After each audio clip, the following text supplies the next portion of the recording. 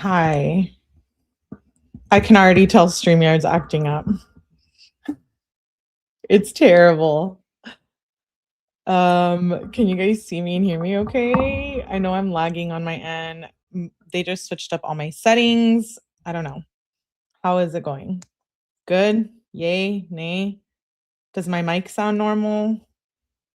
I'm tripping out. Hi, welcome back. StreamYard got a new interface, so audio is good. A little laggy. Yeah. Let's just everything is fine. I'm not doing this again with StreamYard. Let's just kind of get everything out of the way and then we'll see how it is by then. Everything is fine. Okay, well, if it's fine, it's fine. If it's not, maybe I'll restart the live. I don't want it to be terrible quality because it's a really good live, big updates in the Tepe murders case. It should be good though. It should be fine according to my end. Anyways, welcome back. Happy Tuesday. Like I said, we're going to be covering the Ohio Tepe murders case. We got the new document, the additional support of probable cause. And yes, it's insane. The document that just got released proves that he had been basically stalking her and harassing her. And this case is just getting more wild, but we've talked about it here before. There is a playlist and definitely check the playlist out. We had theories that something was going on, right, to make him snap and do this. And we were pretty much spot on with that. We're going to read the 3-page affidavit, and then I want to play. I'm going to kind of let you guys know what's in here. The affidavit from, it's from Franklin Court, Municipal Court. I'll kind of give you like a little summary. We'll read it. I want to watch a 2-minute clip of him in court, this last hearing that he had. And then I want to go over his attorney, who he has now hired. I did have a plan to go through a in-depth, we'll look at the charges as well. I have that document pulled up. I was going to go through a thorough timeline, but I think I might just want to make that a separate live for tomorrow because that's going to be probably timely for the timeline. Definitely. Oh, and I want to watch a segment too from Law and Crime about it. So I'm discussing his attorney who has a lot of experience. So let's just get started. Thank you for being here. I'm switching between screens because of this StreamYard issue that I'm having. How is everything right now? The quality, am I still lagging? And how is the sound? Please let me know. Let me say hi to everyone real quick. Definitely hit the like button, please. It helps really push the stream out and the channel out. I saw Evie, Antona Belita, Tippy, Psycho Nerd. Hello, hello. Thank you for being here. Robert Crees.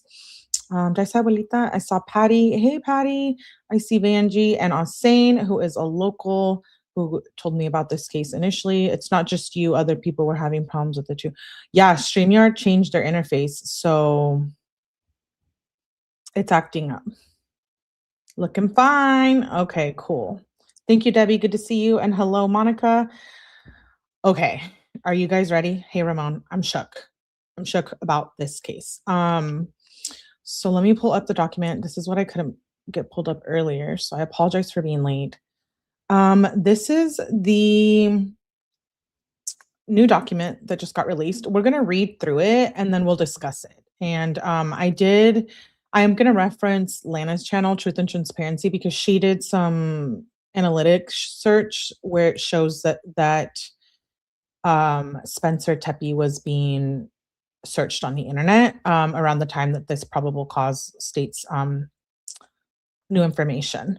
So let's get into it. It says, summary statement of facts in support of probable cause. On December 30th, 2025, at 9:57 a.m., Columbus Police patrol officers were dispatched to 1411th and 4th Street on a check on the well-being of a Dr. Spencer Tepe, who had not shown up to work. Officers arrived and found Dr. Tepe and his wife, Monique, deceased inside, suffering from gunshot wounds. 2 minor children were found inside the home unharmed.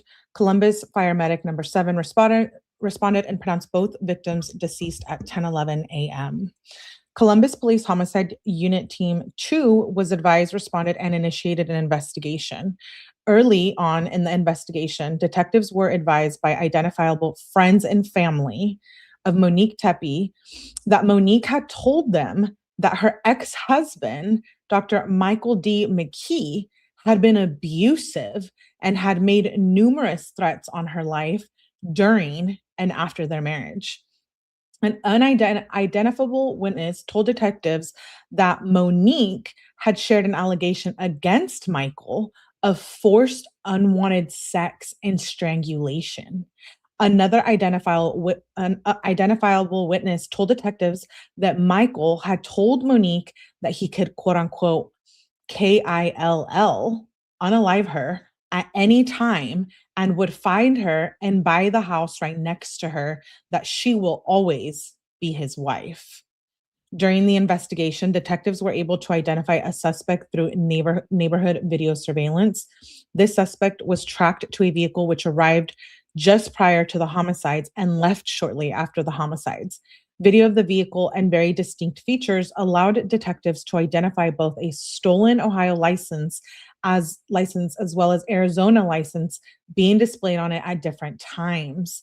Further searches showed the vehicle to be associated with the past address of Michael McKee, as well as his current work address in Rockford, Illinois. Additional video was obtained and showed McKee in possession of the vehicle prior to and after the homicides. Are you shook? This is crazy. This is absolutely crazy. Okay, page number 2. Aggravated murder and aggravated murder. Okay. Detectives also recovered a video of the same suspect entering the curtilage of the home on December 6th, 2025. Pay attention here, guys. And exiting a few hours later when the Tepes were away. These dates are consistent with video recovered of the silver SUV and are consistent with dates which Michael D. McKee was not on schedule at St. Anthony's Hospital. On January 9th, 2026, detectives seized the silver SUV bearing Arizona temp tag from the lot at St. Anthony's Hospital in Rockford, Illinois, where Michael D. McKee works. Detective noticed a fresh scrape mark on the window where the sticker, which had been on the vehicle prior to the homicides, had been hastily removed. During the time of the homicides, Michael McKee's phone had been left at St. Anthony's Hospital in Rockford, Illinois, and showed no activity for approximately 17 hours from December 29th of 2025 until after 12 p.m. on December 30th of 2025. More recently, while Monique and Spencer were at the Big Ten Championship game in Indiana on December 6th, so remember I said, remember the date, with several other couples. Monique went back to her hotel room early in the second half. When identifiable friends asked Spencer why Monique had left the game, he told them she was upset about something involving her ex-husband and was going back to the hotel. So basically, let's go back. We need to talk. We're going to break it down. So I'm shook. I'm absolutely shook. I don't know how long he had been watching her. There was 8 years, I think, in between them being divorced or separated, right? Was it 8 years? Correct me if I'm wrong. Um, I fear he had been watching her and stalking her, etc., for much longer than we think. And I cannot wait to see what the metadata shows with text messages, because let's talk.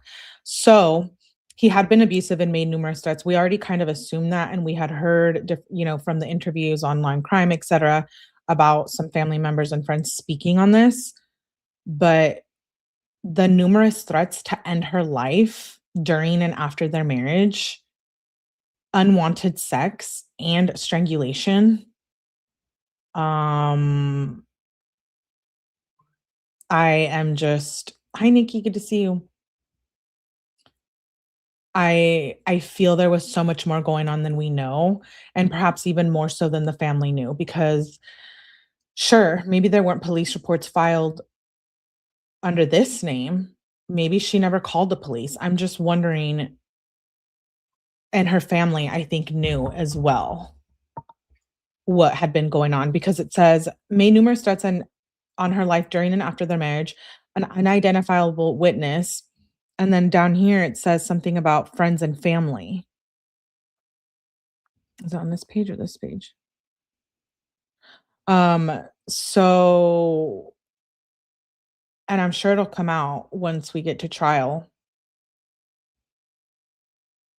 Yeah, her ex-husband had been abusive. Identifiable friends and family of Monique.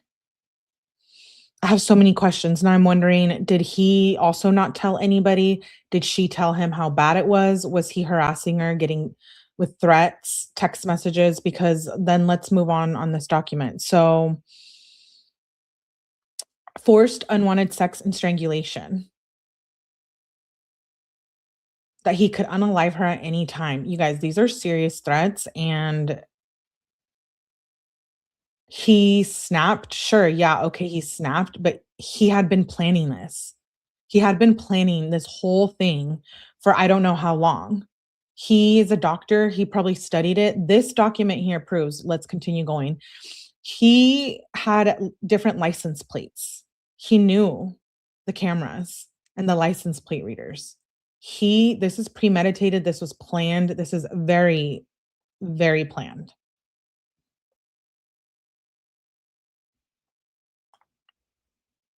I just can't believe it. And listen, okay, let's see. Listen to this part where okay, goes back to his address. Over here it says where they were at the game. So do you see came across December 6th. They weren't home. So that's basically what happened here. They were at the game on December 6th. What game? Don't ask me because what did they say it was? I'm not really into it. I know they said it, but maybe it was on the second page. December 6th. Okay, so he was at their house on December 6th while they were at the Big Ten championship game in Indiana on December the 6th. He was at their house on December the 6th, scoping everything out, planning how he was gonna get in, murder them, looking if there was cameras, completely, completely scoping them out. There it is. He was sophisticated in his approach, premeditated for sure. Hi, Tyler. It's safe to say he's a grudge holder. The Buckeye game. So it says December 6th, exiting a few hours later when the Tepes were away. So he was there doing who knows what. And I'm wondering, they must have a lot of surveillance on him. They really must because it says, the surveillance and then the license plate readers. He went so far as to think about the license plate readers. So you cannot argue that that is very calculated. Exactly, ATS. Very calculated. It says January, detectives seized the silver SUV bearing the Arizona temp tag. Detectives noticed fresh scrape. During the time of the homicides, McKee's phone had been at the hospital. No activity. While they were at the game, he was freaking in their house.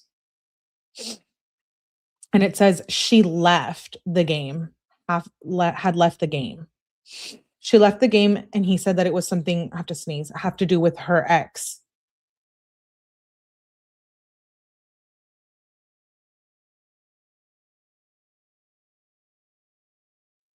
Sorry, I had to sneeze. Excuse me. She left halfway through the game. He was at their house. I'm wondering, did he threaten her? Did he send her a text message? Did he send her a video saying that I'm in your house? Thank you. What was he doing? Why did she leave? Something was up, and I can't even believe it. So,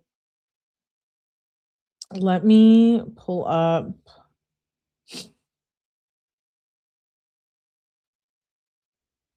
Okay, this article, it talks about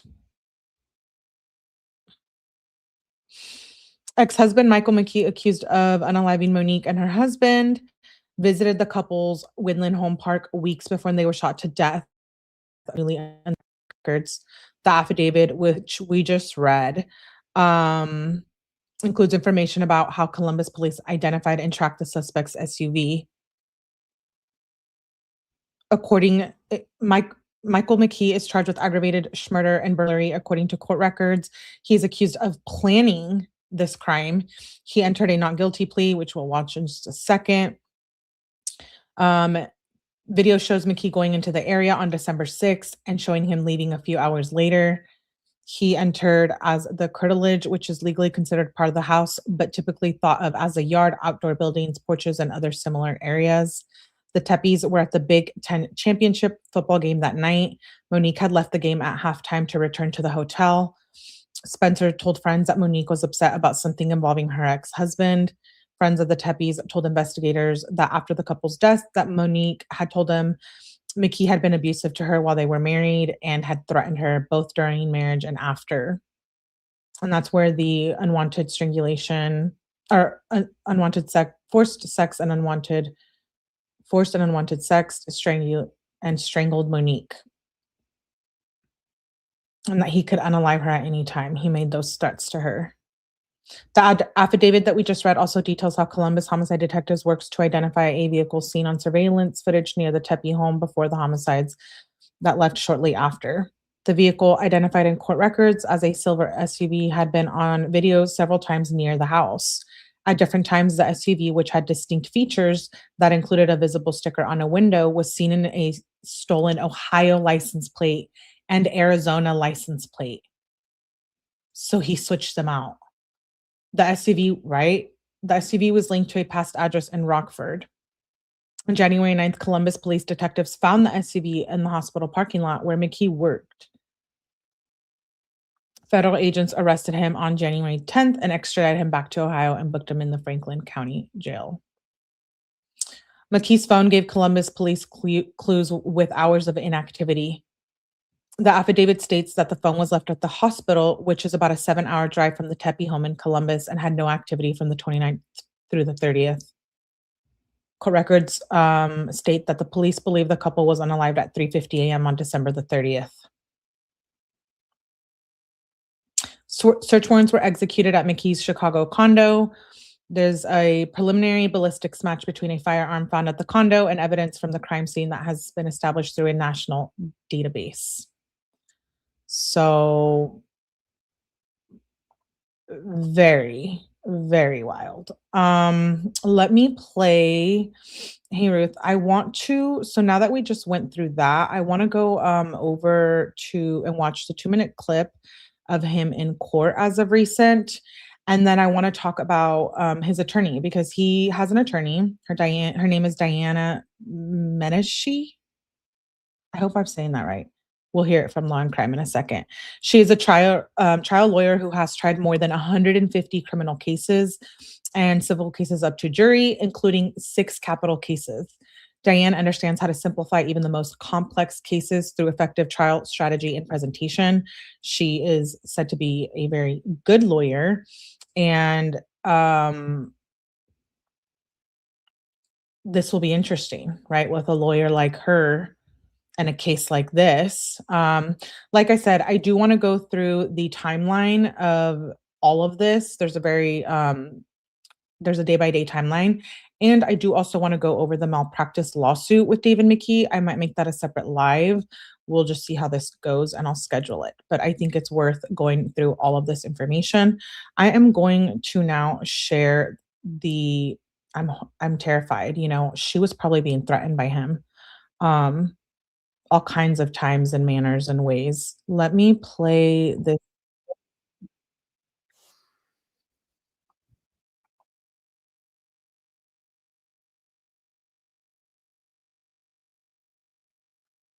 6CR253, there are 5 counts. 4 counts of aggravated murder, unclassified felonies, and 1 count of aggravated burglary, felony 1. Each of these counts come with a 3 and a 6-year firearm specification. Thank you. Counsel, please make your appearance. Thank you, Your Honor. Diane Menashe on behalf of Michael McKee. Thank you. Your Honor, with respect to the allegations, we would acknowledge receipt, waive reading, enter not guilty pleas to all counts contained therein. We would also waive bond at this time, although we certainly reserve the right to raise that at a later date. The plea of not guilty form has been executed and signed on behalf of my client. Nothing further. Thank you, Counsel. I've signed the not guilty plea. I'm signing the bond form indicating the bond has been waived. Anything further? No, Your Honor. Thank you. Thank you, Judge. Thank you. Next case, please. Thanks. Okay, so there she is. That is the lawyer that he has retained.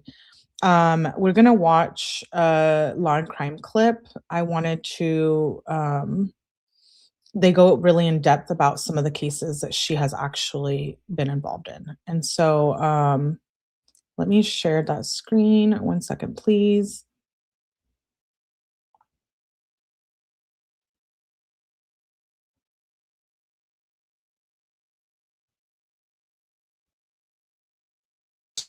One count of aggravated burglary, felony 1.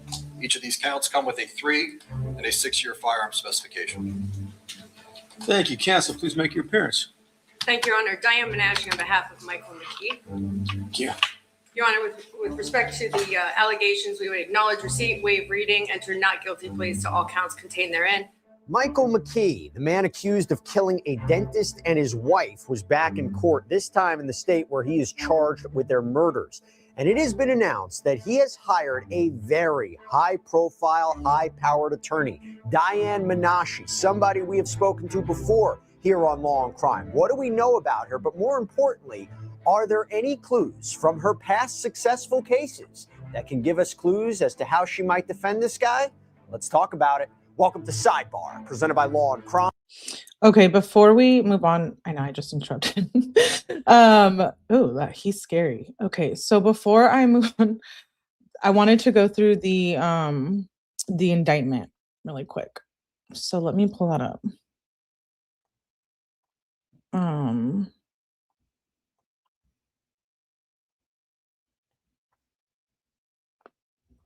Here's the indictment.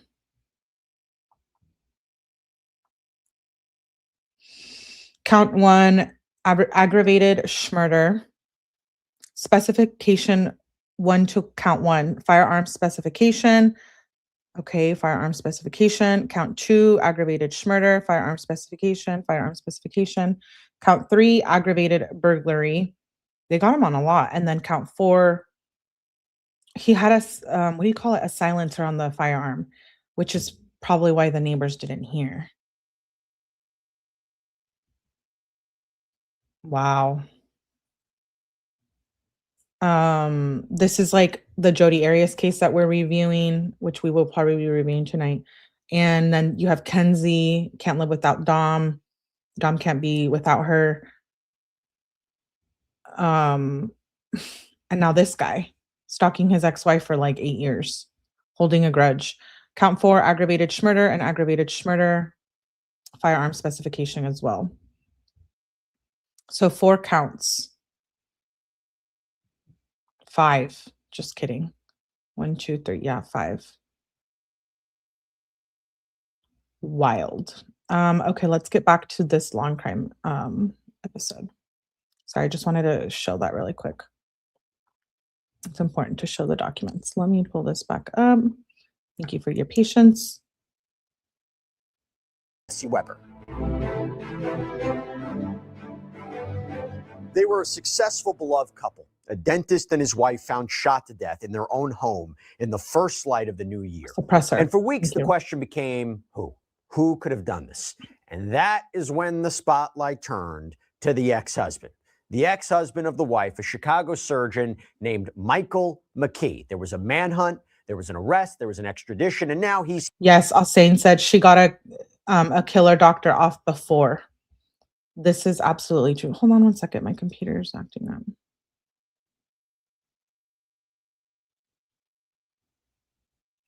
Okay, she did get another doctor off. I think it was a doctor who had about 14 charges that he was looking at. Here, sitting in the Franklin County Jail. His first Ohio court appearance happened today. We're going to play a little bit of it as well, but really what we want to focus on this sidebar is something different, because this case took a turn into very familiar territory for us here at Law and Crime. Why? Because he hired a lawyer that we know very well. It is a name that you've heard before on this show. Diane Menashe, a 27-year veteran who has covered a lot of big cases. In fact, she's been with us here right on Sidebar. Let me bring in Diane Menashe. She is a trial attorney in Ohio. Diane, so good to see you. It's been a minute since we have a chance to talk. Unfortunately, these are the circumstances. Before we even get into all of the legal components of it, what is just your overall reaction when you heard about this? Because She looks tough. is from your home state. See, we know her. I wasn't lying. Now, Menashe is a very high-profile defense attorney you call on when the stakes are life and death. She has fought in some of the biggest murder trials that we've seen recently. So, as I mentioned, 27-year veteran. Okay, she filed an official notice of appearance in this case on January 22nd. She has defended about 36 people that have been facing the death penalty. Again, very high-profile cases in Franklin County. She's also somebody who is apparently opposed to the death penalty. To give you an idea of who we're talking about, by the way. Opposed to the death penalty. I do want to say disclaimer, these are my opinions only. We are getting this information from very public sources. The affidavit comes from the police people, law enforcement, police people. And this is from Law and Crime, and I am just giving you my opinion on it. So you're welcome to make your opinion as well about the case. She grew up in Seattle. She attended Purdue University. She got her law degree at Tulane University in New Orleans. She worked in the Ohio Public Defender's Death Penalty Unit. She's actually an instructor in Harvard Law School's Trial Advocacy Workshop. She's a fellow in the American College of Trial Lawyers, the International Academy of Trial Lawyers. She is very, very accomplished. And in fact, we have covered cases before where she was representing the defendant in very high-profile cases. I mean, do we remember the cases of former Mount Carmel Dr. 𝐼𝐸𝐴? How about Matthew Moore? And now she is building the defense for Michael McKee. So the question is there anything from those past cases, her tactics, the way she fought those, that will give us an idea, a clue, as to how she might defend Michael McKee? So as we ask what fight are we about to see, because with Diane Menashe on board, it's not just about what happened that night. It is about how every single piece of evidence is presumably going to be challenged, how the police investigated this from the start. Because remember, the defense doesn't have to prove that Michael McKee didn't do this. Their job is to raise reasonable doubt. Their job is to say the prosecution cannot meet their burden. They can't dot all the I's, they can't cross all the T's. Now, before I break down what we've seen from Diane Menashe, Michael McKee, he did appear in court earlier today for his arraignment. And through his new attorney, Diane Menashe, he was read the formal charges and he pleaded not guilty. Here's what went down with this crucial first legal showdown. First case before the court, State of Ohio versus Michael McKee. It's 26 CR 253. There are 5 counts. 4 counts of aggravated murder, unclassified felonies, and 1 count of aggravated burglary, felony 1. Each of these counts come with a 3 and a 6-year firearm specification. Thank you. Counsel, please make your appearance. Thank you, Your Honor. Diane Menashe on behalf of Michael McKee. Thank you. Your Honor, with respect to the allegations, we would acknowledge receipt, waive reading, enter not guilty pleas to all counts contained therein. We would also waive bond at this time, although we certainly reserve the right to raise that at a later date. The plea of not guilty form has been executed and signed on behalf of my client. Nothing further. Thank you, counsel. I've signed the not guilty plea. I'm signing the bond form indicating that bond has been waived. Anything further? No, Your Honor. Thank you. Thank you, Judge. Thank you. Okay, so now let's get back to Diane Menashe, the driver of the defense's side. So what are we expecting in terms of strategy? I want to briefly reset the table to look at the details that Menashe is going to be attempting to chip away at in this case. So let's start there. Michael McKee, he's accused of entering the home of his ex-wife, Monique Tepe, and her husband, Spencer Tepe, in the early hours of December 30th, where prosecutors allege he shot and he killed both of them. The charges, 4 counts of aggravated murder. We're going to break it down. 2 for allegedly killing with prior calculation and design, talking about premeditation, and 2 for allegedly killing while committing an aggravated burglary. It's kind of like a felony murder rule. So 2 different theories to get him on the hook. There's also a major specification in this case that a silencer, a suppressor was used. Now, to be clear, if the allegations are true, this wasn't a random act of violence. Michael McKee and Monique Tepe, had a past. They met and married in August of 2015. The marriage was short-lived. By March of 2016, just 7 months later, Monique had filed for divorce. But the court filings cite incompatibility. And at the time, McKee was finishing his medical residency in Virginia. The divorce was finalized. Monique moved on, eventually marrying Spencer Tepe, and they were approaching their 5-year anniversary. And by all accounts, again, the divorce didn't... 7 months later. And the affidavit that we just read, guys, if you're just tapping in, thank you for being here. Unwanted and forced sex and strangulation he was doing to her. No wonder it only lasted 7 months. I wonder if he had been tapping her phone too and in her accounts and stuff. Seemed to be very hostile, didn't seem to be filled with animosity, which makes the allegations just even more confusing and chilling. But for years, they apparently led separate lives. McKee building his career as a surgeon in Chicago, the Tepes building their livelihood in Columbus, and on the surface, it was a clean break, years in the past.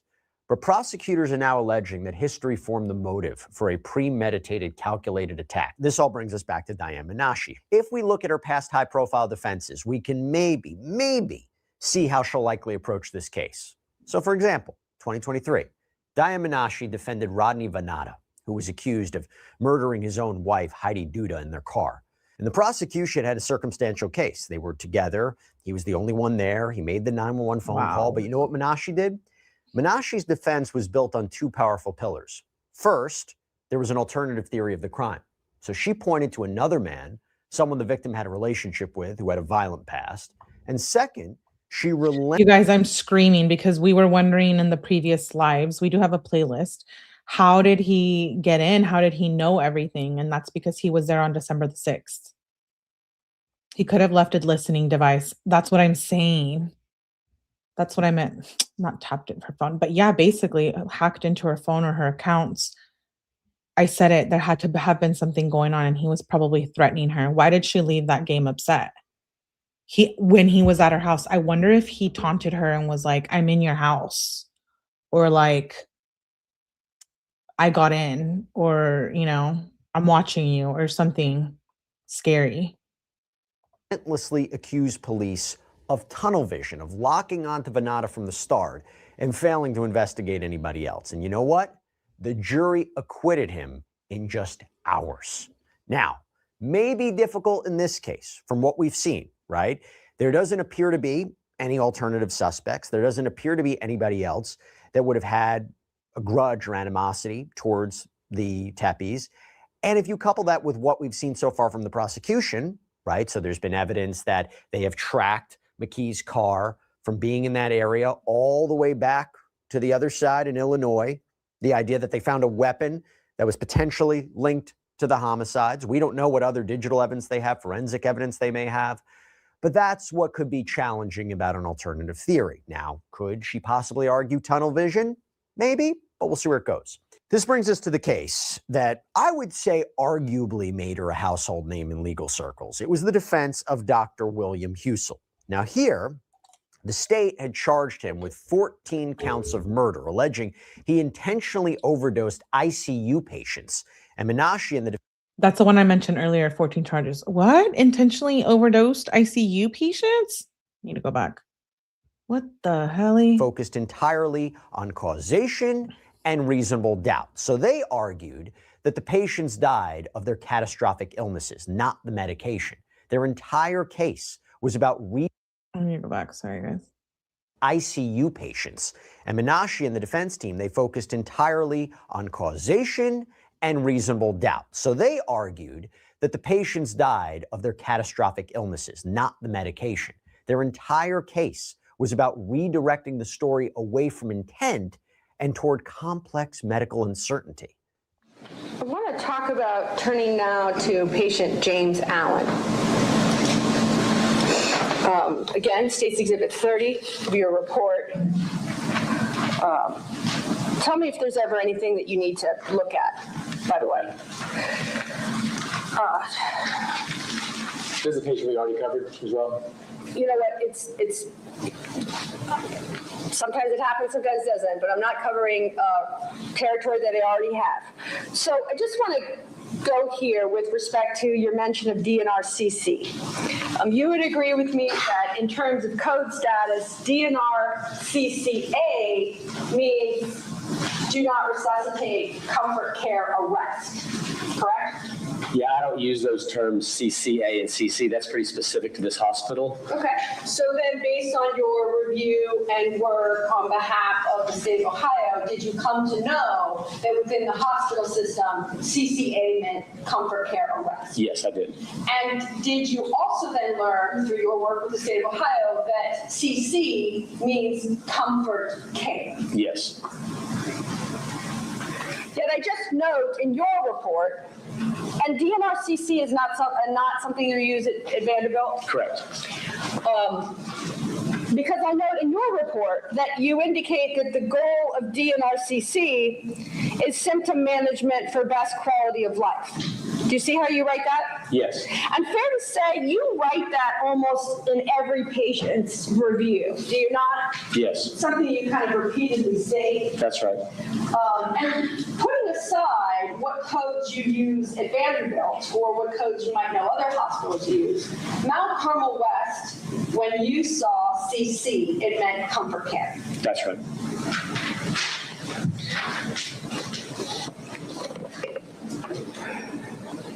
Also,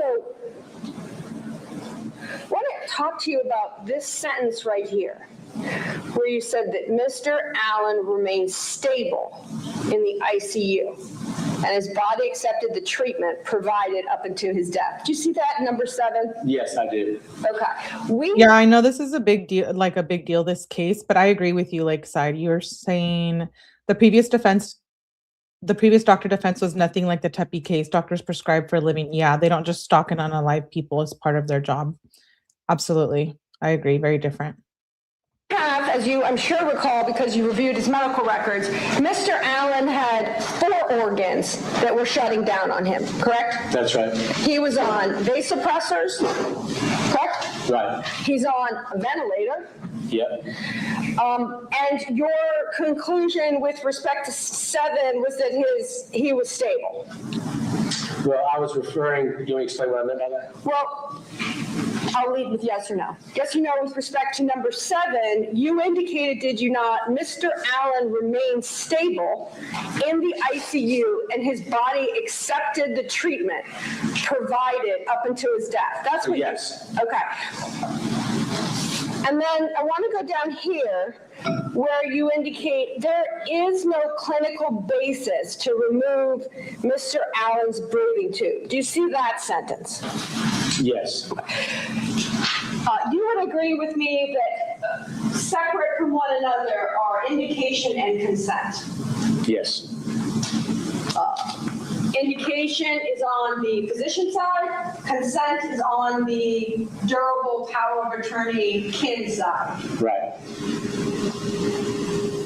Putting aside indication, if the family next of kin, durable power of attorney, makes the decision to palliatively extubate an individual, Yes. that's what has to happen. Yeah, I agree. And I disagree with the sentence that I wrote. Now, there may be some difficulty here because I don't know if there's going to be a dispute as to what happened to the Tepes. I mean, it seems to be clear that they were killed in their house, right? This is not a dispute about cause of death. It does become a question about adding the pieces together, right? So with regards to McKee, perhaps Diane Menashe's defense will try to shift the focus. Could the forensic evidence have another explanation? You know, that's something to take into account. Yes, you know, the investigators say we have the evidence of the car, maybe have evidence of this, we have evidence of that, but it is going to be questioning those experts to determine, was there another DNA sample? Are we 100% sure the ballistics match up? How do you know that was McKee's car? Maybe it was a car that a lot of people had. So these are going to be ways to strike at the actual digital, technological, forensic, ballistics evidence. Could there be other possibilities? And the idea here is to make the jury question the origin of the entire narrative, as she did successfully here. Relative to count 11, we, the jury in this case, being duly impaneled and sworn, find the defendant not guilty as to count 11 of the indictment for murder and not guilty of any lesser offense, signed by each and every juror. This, the 20th day of April, 2022. The 12 signatures are present, along with the 4-person designation. Okay, so now let me tell you about another case. Matthew Moore. This was a big one. And I will tell you, it was a tragic story. We actually covered it on Prime Crime, my other show as well. But May of 2020, a woman named Emily Noble was reported missing from her home in Westerville. She was a forager. I had no idea about these cases either, so I'm very interested in learning. Someone who loved nature. And then 4 months later, in September, her remains were found in a wooded area near her home. She was in a kneeling position. She had a USB cord tied around her neck. There was a water bottle nearby. And her husband, Matthew Moore, was the one who reported her missing. There was no confession. There was no eyewitnesses. There was no direct physical evidence like blood or DNA tying him to the scene. So you talk about Diane Menashe for a second, right? As of right now, are there eyewitnesses to what McKee is accused of doing? If he's been silent since he's been picked up, maybe no confession. What about the physical evidence? Again, we haven't heard a ton about forensic evidence yet. But the prosecution's case, going back to Moore, it hinged on a theory that he had killed her and then staged the scene to make it look like she did something to herself. That was the heart of the case the jury had to decide. Obviously, we're dealing with a different situation here. Maybe, unless Diane Menashe, I have no evidence to say this whatsoever. This is purely speculation. Unless she would maybe say that the scene is not what it appears to be, that perhaps it was a case of homicide and self-harm. But again, that could be a stretch. There's no evidence to suggest that is where they're going. So, but going back to this case, here it became the alternative. Was it a homicide or a tragic alternative by a woman who had apparently suffered profound trauma, including the tragic loss of her stepson just months before? So two theories here. And this was a case, the Moore case, that was built on forensic interpretation. And Diane Menashe defended Matthew Moore, okay? Wow. Menashe's defense was built on creating a plausible alternative to the murder, focusing on experts who testified that the injuries could be consistent with Noble being responsible for her own death. And she highlighted Emily's history of trauma, her known habit of going into those very woods. She argued the police had tunnel vision, again, focusing only on the husband from the start. And you can hear her entire strategy in her opening statement. We also expect Dr. Smock will explain to you that based on the scene, based on the injuries, based on his opinion, this was a staged suicide, something made to look like a suicide. Again, if you read the end of that book and saw the pictures and saw Miss Noble the way she was, you may think one thing. But when you get a chance to hear about the characters and see the timeline of events and see the injuries and hear all this testimony, the ending is not what it seemed maybe at first glance, but it's far more complicated and far more real than that. Now, ladies and gentlemen, we expect that what you'll hear during the testimony as well is that Mr. Moore, from the beginning, was trying to control the situation, that he continued to stage this scene other than the physical scene that you saw or that you'll see. This case reminds me of JP Miller case where, you know, they say she unalived herself. I don't believe that, but this case is interesting. I had never heard of it. Lakeside says, I remember the chief of police announcing the arrest and she was confident in the investigation. Occurred in those woods. And we expect that you'll hear during the testimony that Mr. Moore, the night of the 24th, going into the early morning of the 25th, that very important time frame in this case, that between 1 and 4 in the morning, he's sending messages to friends, stating he's taking a sleeping pill and that's probably going to sleep in. Again, I believe the evidence will demonstrate that from the beginning, Mr. Moore is controlling the scene and trying to stage what eventually will be located in those woods. That becomes of paramount importance when we believe you'll hear testimony today of Mr. Moore and comparing Mr. Moore's original statements to law enforcement about when he woke up, roughly 10 or 11 a.m. And that's inconsistent with some of the activity that occurred on his phone, demonstrating that he was awake far earlier than that, about 8:30 in the morning, and that he was awake even further in the earlier morning up until about 4 in the morning. So we expect that when you hear the testimony that there's a major discrepancy in the time frame. You'll hear part of that today when you hear the initial statements, as well as when looking at the cell phone forensics. Ladies and gentlemen, we expect you'll find out during the testimony that that's not all. That the defendant sent a text message to Emily just before noon on the 25th, used the Find My iPhone app, which is an application designed to try to find where someone else's phone may be. And that he did that in around noon hour on the 25th, instead of leaving the room that he was laying in, instead of walking through the house to see if Miss Noble was there. And again, we expect you to hear testimony that it wasn't for at least 6 hours after that before Mr. Moore finally called someone and said, my wife is missing.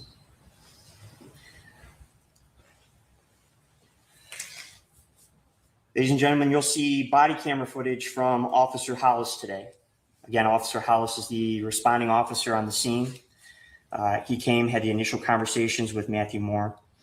And we expect that you'll see during that body camera footage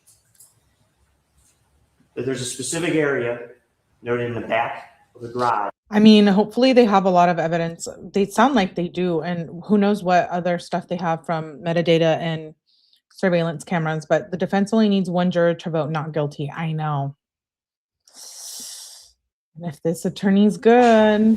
That after some period of time, almost 2 hours after the report, Mr. Moore points to and says, this is weird. This cord doesn't belong here.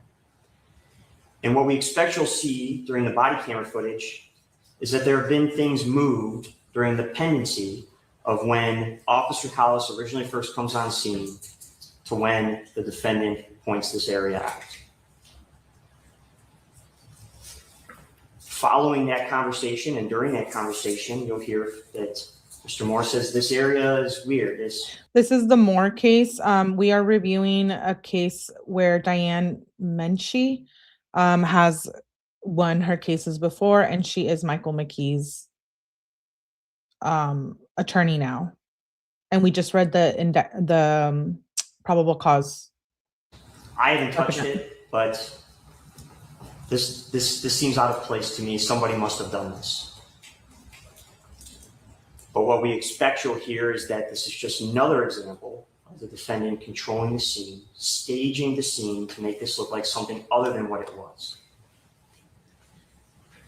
Now, ladies and gentlemen, after 2 weeks of testimony, you're going to hear evidence about cell phones, physical evidence. You're going to hear about the parties, everyone. I'm going to skip through this. If you're interested in it, you can watch the full segment, but I just wanted to get an idea of who she was. Let's finish this and then this video with Jesse talking about the Tepe case. That justice for Emily is not injustice for you, and they reaffirm that. And so that was also a case built upon alternative theories. There was an argument that the investigation was a bit sloppy. They didn't properly secure the scene. Those are the bread and butter of defense attorneys. You question every aspect of an investigation. And if there's any part that doesn't appear to be 100% reliable, that is room for reasonable doubt. Now, what will we see in the Michael McKee case if it eventually goes to trial? I don't know. But this is kind of a preview of Diane Menchie, what she's done in the past. She has a successful track record in high-profile cases. We shall see. And that's all we have for you right now here on Side. So interesting. Yeah, somebody said it's a different type of case. Yeah, those are like malpractice. There was another video that I wanted to play. Let me pull it up. It's just a 1-second video with Brian Enton. I don't know. What's going to be the defense? What is going to be the defense? Okay, give me 1 second. I'm going to play a little bit of Brian Enton, another good journalist. What do you guys think? Is she going to get him off? Nah, I don't think so. I think that's why they went for many more charges.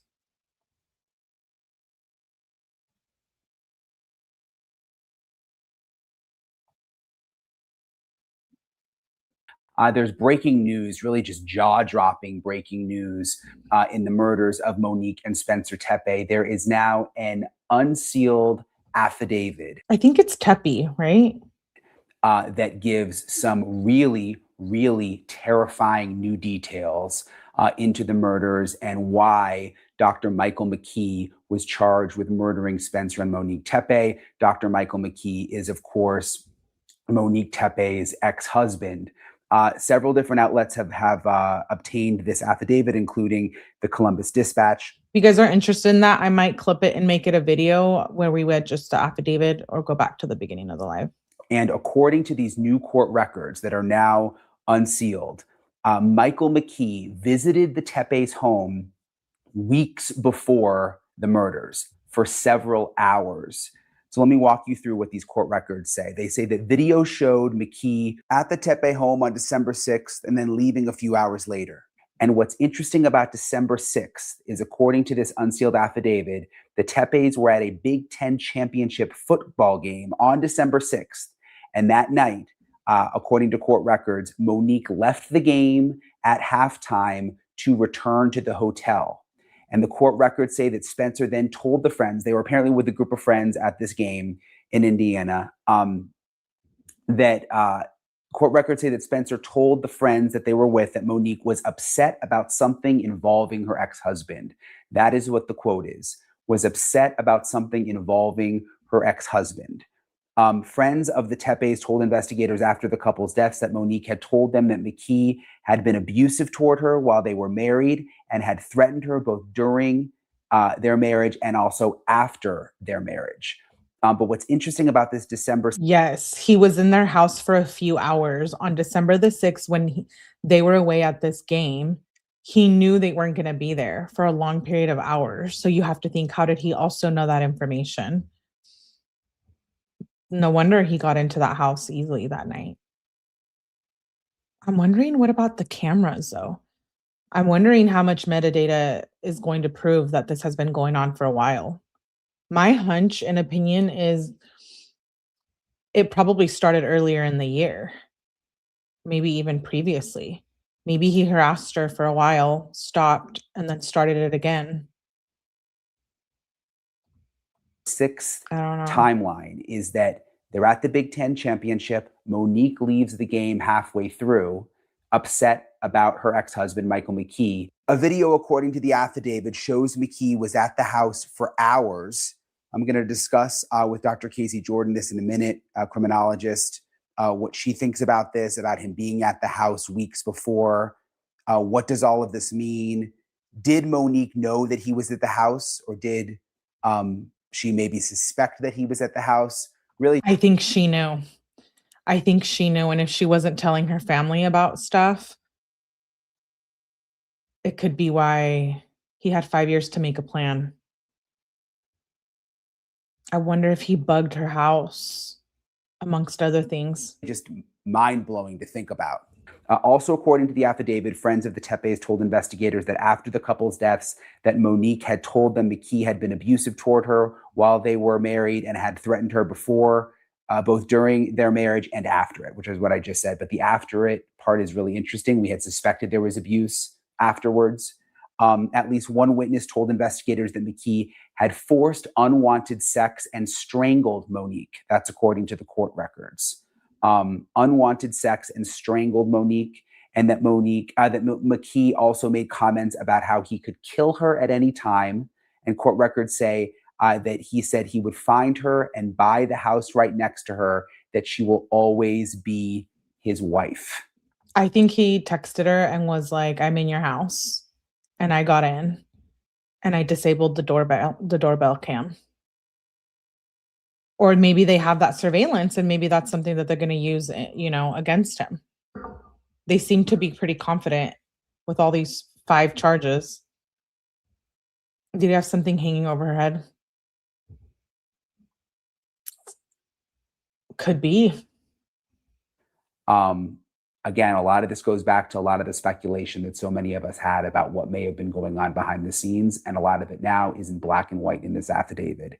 The affidavit also details how Columbus homicide detectives worked to identify the vehicle, Apparently, he had this SUV. He switched off the license plates with the SUV, maybe trying What saying says, but I feel like she wouldn't be staying in the house after that. Good point. to throw police off, but there were distinct features, including a visible sticker on a window. And apparently, when they ended up finding his SUV in the hospital parking lot where he was working back in Illinois, they could see where he scratched that sticker off the window. One of the reasons they believe that he was there in that SUV. He also apparently, according to the affidavit, left his phone back in Illinois for 17 hours during the time of the murder. So there was no activity on the phone from December 29th. Yeah, I was thinking this too. Maybe she saw it on her phone. She's like, what is he doing inside my house? But if he got in the house, how did he get in? And if he had a code or a way in, that means it had started previously.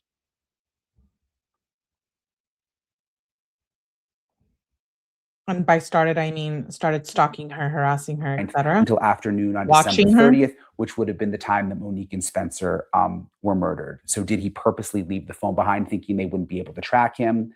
Of course, the backstory here is, according to police, he went into their house in Columbus, Ohio, shot and killed them both. Monique Tepe, his ex-wife, Spencer Tepe, her new husband, and a dentist. Just wonderful people from everything that we've seen, truly in love. And their two kids were also home and were unharmed. So this affidavit, though, again, sort of crystallizes a lot of what we thought, the terrifying things we thought were going on behind the scenes. I'm joined now by Dr. Casey Jordan, a criminologist, attorney, also. I'm wondering if maybe he threatened her to not tell anybody, or I'm wondering if maybe she didn't want to tell Spencer a lot about maybe her being harassed. I don't know. There's a lot of theories and a lot of opinions and a lot of things I can say, but we won't know until, unfortunately, we get more information. And then what if he ends up taking some kind of plea deal, no trial? I mean, how many times have we seen that with big cases, especially with Spencer working so far away? Maybe he had a way in, planning it for 7 years. How terrified. I feel like it goes very deep with that. How terrified she was and what had been going on. I'll watch Jesse Weber any day over Vinny. I will too, ATS. I really, really have grown to like Jesse a lot in the last couple of months. And well, you guys can watch the Brian Enton segment with whoever he had on. But I really like Brian Enton too, except I don't think that's how you say their last name, but it's Tepe. Not Tepe, but of course, who am I to correct him? He probably told her he would unalive Spencer. This is what I was thinking. I think he might have been texting her or harassing her. And he was like, you don't say anything. And she already knew, she already knew he was violent. So she was probably scared and knew he would do something. 24 days later from being in their house, right? December 30th, and he was in there December 6th. How scary. Anyways, that's it for this live. I know I'm going to update the title because I put in case timeline, but what we're going to do is I'm going to schedule the live for this tomorrow, part 2. I want to go through case timeline, and we're going to go through the malpractice lawsuit that he had been dealing with. I got my hands on that as well. So that'll probably be a longer live though, because I do have a very thorough timeline of his life and of the case. And I want us to just review it before anything more comes out. That way we have all the information on this case. Shout out to you guys for being here. I will clip the affidavit part and post it or make a video on it if you guys are just interested in listening to that. That was at the beginning of the live. I read that. So definitely replay if you're interested in listening to that. It's very crazy, 2 pages. And then I did say there was another channel who also did analytics on searches for Spencer and Monique. And remember, there was a high amount of searches for them in their wedding video. So definitely is looking like it could have been McKee. And that's just my opinion only. So I'll definitely keep you guys updated. If something else comes out soon, I might make a short. If we get more documents and or more information, then I'll add it to the live for tomorrow. So if you're interested in this case, there is a playlist. Turn on your notifications so you don't miss the live tomorrow. I do have more lives scheduled for the rest of the day, true crime related. So like I said, make sure your notifications are on, and I will see you guys shortly. We have a Wade Wilson live coming up right after this. We're going to be reviewing some older stuff pertaining to Bonnie Wiggins. So I hope to see you guys there. I might also try to squeeze in Kenzie and then an After Dark. So like I said, hopefully I see you guys there. And thanks for coming here and hanging out. I will definitely keep you updated on the Tepe murders case. RIP to them. It's a very scary case. Makes you, be more careful about who you're going to be dating, right? Anyways, I'll see you guys on the next one. Thank you for being here.